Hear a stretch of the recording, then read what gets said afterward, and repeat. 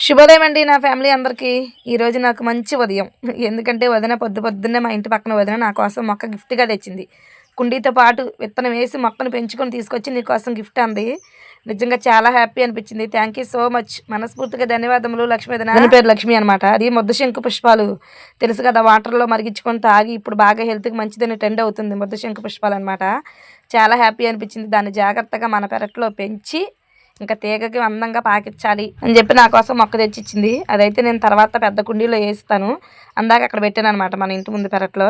మళ్ళీ ఇవి నేను పెట్టే ఏంటో చూస్తున్నారా విత్తనాలు, అవి పాప్కార్న్, మొక్కజొన్న గింజల్లో పాప్కార్న్ తెలుసు కదా, మనం పాప్కార్న్ చేసుకుంటామే ఆ గింజలు. అవి కూడా ఆ వదినే ఇచ్చింది, లక్ష్మీ వదినే ఇచ్చింది నాకు. అవి ఇచ్చి కూడా 1 మంత్ అయిపోయింది. కానీ నేను కొంచెం నాకు గింజలు పెట్టడం కుదరక ఇంటికా టైం లేక ఇప్పుడైతే పెడుతున్నా. మొత్తం మన దినేష్‌ని తడపమంటే పెద్దోడిని కొంచెం అటు సైడ్ అంతా తడిపేశాడు. అది ఎక్కడంటే ప్లేసు కలబంద వేసాను కదా అక్కడుంది. ఆ కలబందలో మొక్కజొన్న గింజలు అయితే పెట్టేస్తున్నా. మన పెరట్లో ఎక్కడా కూడా భూమిని ఎందుకు మనం వేస్ట్ చేయాలి, అసలు పంట పండించుకోలేని పరిస్థితులలో కూడా టెర్రస్ గార్డెన్ మిద్దె మీద చిన్న చిన్న కుండీలలో పెట్టి కూరగాయలు, పువ్వులు, పెద్ద పెద్ద మామిడికాయలు, పండ్లు కూడా పండిస్తున్నారు. ఇంత ప్లేస్ ఉంచుకొని కాస్త కూస్తో మనం పండించుకోకపోతే ఎలా చెప్పండి.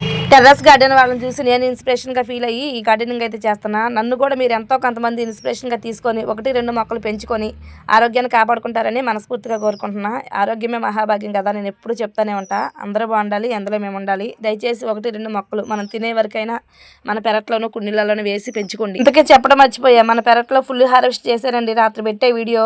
తప్పకుండా చూడండి. ఈ వీడియోకి లింక్ ఇస్తా. ఫుల్ వీడియో అంజలి పల్లెటూరు వ్లాగ్స్. Like and subscribe.